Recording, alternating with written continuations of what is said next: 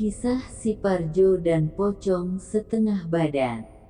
Kisah ini diambil dari kisah nyata seorang pengrajin kayu yang bernama Parjo. Parjo sendiri adalah seorang perjaka namun sudah berkepala 3. Dia tinggal dengan 2 temannya yang bernama Hadi dan Tanto. Di suatu rumah yang ia sewa di lereng bukit tempat ia bekerja sebagai pengrajin kayu. Suatu hari si Parjo dan kedua temannya pergi ke bukit menuju hutan menggunakan truk tua milik Parjo. Mereka rutin 3 hari sekali masuk hutan untuk menebang pohon dan diambil kayunya. Sebab itulah mata pencaharian si Parjo dan kedua temannya. Di sepanjang perjalanan, si Parjo mengobrol santai dengan Tanto, sedangkan Hadi berada di bak belakang. Saat itu Tanto bertanya kepada Parjo, "Jo, kamu udah 33 tahun, apa kamu tidak kepikiran untuk menikah?" Lalu Parjo menjawab, "Iya Tan, aku lagi nggak kepikiran buat menikah saat ini. Jangankan menikah, cewek saja saya belum punya. Bukankah 2 bulan yang lalu si Harti tetangga kamu di Wadas datang ke sini? Memangnya kamu gak ada hubungan sama dia?" kata si Tanto kembali bertanya. Parjo dengan senyum kecilnya menjawab, "Iya Tan. Awalnya emang aku sama Harti itu pacaran, rencana sih mau menikah. Sampai 3 tahun aku hubungan, dan kemarin dia datang ke sini. Dia datang juga cuma mau ngasih kabar jika dia mau menikah 2 bulan lagi sama laki-laki lain." Mendengar cerita si Parjo, Tanto pun terdiam, dan merasa sepertinya pertanyaannya tadi bakalan bikin si Parjo jadi galau. Tepat setengah jam, mereka pun sampai ke lokasi di mana mereka akan menebang pohon. Mereka bertiga pun turun dan menurunkan alat-alat kerja mereka. Dan mereka bertiga pun mulai bekerja. Hari pun sudah sore. Si Parjo melihat jam di truknya sudah menunjukkan pukul 5 sore. Dengan hasil kayu yang banyak di truknya, karena seharian mereka sudah menebang setidaknya 5 pohon. Selesai membereskan alat, Tanto dan Hadi pun bergegas naik truk mereka. Karena di belakang kayunya penuh, si Hadi pun ikut duduk di dalam truk. Namun saat itu Parjo sedang berlari untuk buang air kecil.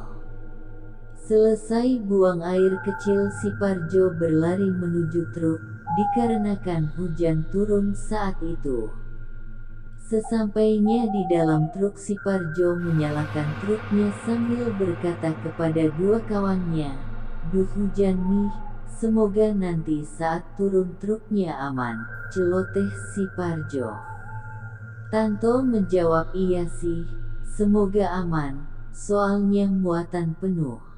Kamu hati-hati aja nyetirnya," saut si Hadi. Parjo dengan santai menjawab, "Siap bos." Truk mereka pun mulai berjalan. Sepanjang perjalanan menuruni bukit, hujan semakin deras, kadang sesekali petir menyambar. "Duh, kok malah tambah deras aja hujannya?" Hadi bertanya dengan nada was-was. "Santai aja Di, kayak baru sekali 2 kali aja kamu naik turun bukit." "Enggak sih, cuma aneh aja, tadi siang panas, mendung aja enggak, sorenya hujan gede," jawab si Hadi. Tanto hanya diam, dan sesekali tersenyum ke Hadi. Sesampainya di turunan curam, truk mulai oleng ke kiri dikarenakan menginjak dahan pohon yang tumbang. Namun si Parjo dengan gesitnya membanting setir ke kanan. Namun, sayang Parjo gagal menginjak rem, karena sejatinya remnya tiba-tiba blong. Dan jelas saja, truk yang mereka tumpangi masuk ke jurang. Jurang yang cukup dalam dan berbatu pun semakin membuat truk mereka jatuh semakin cepat. Dan benar saja, tidak ada 5 menit truk terhempas ke dasar jurang. Truk mereka sangat parah, bagian depan dikarekan muatan truk yang berat. Bagian depan hancur ringsek. Ternyata sesaat truk oleng, ternyata Hadi yang duduk di samping pintu truk bisa membuka pintu dan melompat sambil menarik Tanto yang berada di tengah. Mereka berdua selamat. Namun tidak dengan Parjo. Parjo tewas di tempat dikarenakan saat kejadian dia tidak bisa keluar, dikarenakan pintunya rusak. Parjo tewas dengan kondisi yang mengenaskan. Badannya hancur dari perut sampai kaki. Bahkan saat Tanto berusaha menarik badannya, dia melihat tubuh Tanto sudah mau pisah menjadi 2 karena terhimpit bodi truk. Melihat temannya tewas, si Tanto dan Hadi pun pergi mencari bantuan untuk mengevakuasi jasad si Parjo.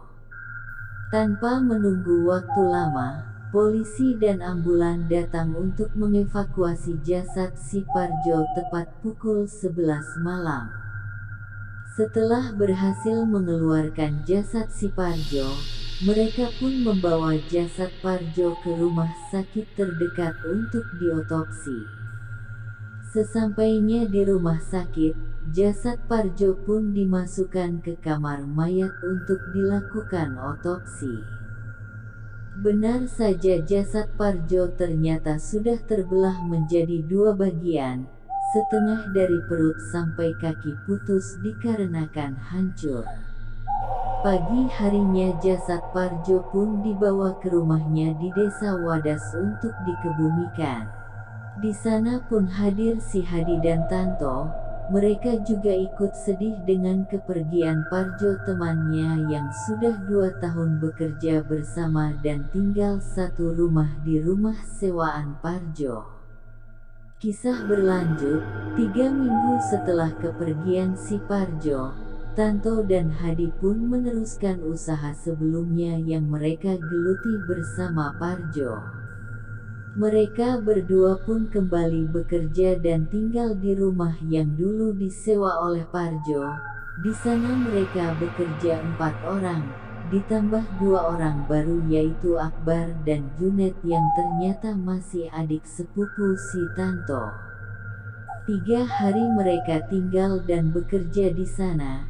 Dan sekali sudah mereka naik bukit untuk mencari kayu dan melewati jalan yang menyebabkan Hadi, Tanto dan Parjo mengalami kecelakaan. Hadi pun menceritakan tragedi itu ke Akbar sambil duduk di atas tumpukan kayu di bak belakang. Sesampainya di rumah mereka mengobrol di teras untuk ngopi dan mengobrol untuk melepas penat seharian mereka bekerja. Ternyata si Tanto mulai membahas cerita kelam mereka itu. Karena penasaran, si Junet pun bertanya dan ingin mendengar cerita lengkapnya. Si Tanto pun menceritakan kejadian itu, diikuti Hadi yang ikut menambahkan narasi kepada mereka. Tak terasa jam pun berputar terlalu cepat hingga sudah menunjukkan pukul 11:30 malam. Hadi pun pamit tidur dikarenakan mengantuk, disusul si Akbar yang ternyata sudah mengantuk. Tinggal si Tanto dan si Junet yang masih mengobrol berdua di teras, dikarenakan rumah yang ia sewa jauh oleh pemukiman lainnya. Alhasil suasana yang ada terasa sangat sepi. Tak berapa lama si Tanto pun ingin ke kamar mandi. "Net, abang kencing dulu ya," cakap si Tanto sembari beranjak masuk ke dalam rumah. "Oh iya bang," jawab si Junet. Tinggallah si Junet sendirian. Dengan mata yang sedikit kantuk, Junet pun duduk bersandar ke tembok sembari bermain handphone. Namun tiba-tiba di depannya muncul si Parjo dengan kondisi normal dan terlihat seperti tidak pernah terjadi apa-apa sebelumnya. Si Parjo pun berdiri tegap di depan Junet dengan memandang ke arah dalam rumah dengan tatapan kosong tanpa sepatah kata pun. Karena Junet yang kaget dan tahu Parjo itu sudah mati, ia hanya tak sadar kalau bahwasannya itu adalah hantu si Parjo. Junet pun hanya terdiam, melihat si Parjo yang berdiri dengan tatapan kosong namun dengan wajah yang pucat. Tak berselang lama Parjo pun bergerak pergi menuju ke tempat Grajen atau tempat bekerja mereka sebelumnya. Dan saat itu Tanto pun keluar dan bilang, "Ayo Net, masuk, udah jam 12 besok kerja lagi." Dengan sadarnya kejadian barusan, Junet pun hanya diam dan masuk rumah. Namun saat mau masuk kamar, si Junet menarik tangan si Tanto sambil bilang ke Tanto dengan berbisik, "Bang, barusan pas abang masuk mau kencing kan, Bang Parjo datang." "Ah, yang bener aja Net, kamu halusinasi mungkin," jawab Tanto. "Enggak Bang, lagian tadi aku lagi bales SMS Sinar Minah kok pacar aku." Tiba-tiba Bang Parjo datang berhenti berdiri di depan pintu. "Tapi diem aja Bang, pas ku tengok wajahnya pucat sekali, namun anehnya badannya bersih Bang, gak ada bekas luka atau lecet. Padahal kan kemarin meninggalnya kan badannya kepisah Bang," tutur si Junet. "Ah, kamu aneh-aneh aja, udah tidur sana besok kerja lagi, gak usah cerita-cerita ke Akbar. Nanti Akbar takut gak mau kerja lagi di sini," sahut si Tanto. "Iya Bang," jawab Junet dengan lesu sambil jalan masuk kamar. Disusul si Tanto juga ikut masuk ke kamar. Kemudian tepat pukul 1:10, Akbar terbangun dan ingin ke kamar mandi. Ia pun bangun dan bergegas ke kamar mandi. Namun setelah selesai ia pun teringat jika HP-nya tertinggal di dalam truk, karena dari sore HP dicas di truk. Akbar pun keluar sambil membawa kunci truk untuk mengambil HP-nya. Sesampainya, saat si Akbar membuka pintu truknya, alangkah terkejut setengah mati. Ternyata dia melihat di depannya sosok pocong di atas bangku truk yang saat itu juga sedang menghadap ke depan. Dan alangkah menakutkannya lagi, pocong itu pun hanya setengah badan dan berlumuran darah. Seketika si Akbar pun berteriak dan pingsan. Mendengar teriakan Akbar, seisi rumah pun terbangun dan keluar menghampiri Akbar. Melihat Akbar pingsan, Junet dan Hadi pun membawa Akbar ke dalam rumah. Setelah sadar dari pingsannya, si Tanto pun bertanya mengenai hal apa yang terjadi sampai membuat Akbar pingsan. Akbar pun bercerita jika tadi saat bangun dan kencing dia teringat HP-nya tertinggal di truk. Dia pun keluar dan berniat mengambil HP-nya. Namun saat dia membuka pintu truknya, dia melihat pocong setengah badan duduk di kursi. Sontak Tanto pun kaget, begitu juga si Hadi. Mereka berpikiran yang sama kalau itu adalah si Parjo. Kemudian Tanto pun bertanya ke Junet perihal cerita semalam. Ternyata benar sosok hantu pocong setengah badan itu adalah si Parjo. Setelah kejadian itu mereka pun memutuskan untuk tidak lagi tinggal di tempat itu dan pulang ke rumah mereka di Desa Wadas. Mereka hanya datang ke sana untuk bekerja saja. Sorenya mereka semua pulang ke rumah mereka. Sejak saat itu setiap malam rumah kontrakan yang sekaligus bersebelahan dengan tempat Grajen Kayu atau tempat Hadi Tanto bekerja terlihat sepi, bahkan sering warga setempat yang melintas di depan rumah tersebut sering menjumpai sosok pocong setengah badan, yang kadang terlihat di tempat Grajen Kayu, di depan teras rumah. Bahkan ada salah satu warga yang melihat sosok pocong setengah badan itu terlihat di atap rumah tersebut. Bahkan sampai terkenal dan sering menampakkan diri, jarang ada orang yang berani melintas malam hari sendirian melewati rumah kontrakan itu. Kemudian cerita hantu pocong setengah badan pun menjadi ramai dan menjadi perbincangan di kampung itu dan terkenal dengan sebutan Pocong Parjo.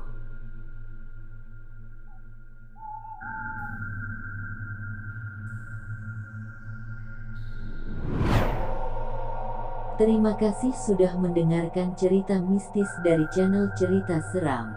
Semoga menghibur dan bermanfaat. Jika kalian suka dengan cerita seram tentang hal mistis, mitos dan tragedi menyeramkan, silahkan kalian subscribe channel ini, lalu tekan lonceng notifikasinya, agar kalian semua selalu update dengan cerita seram yang channel ini updatekan.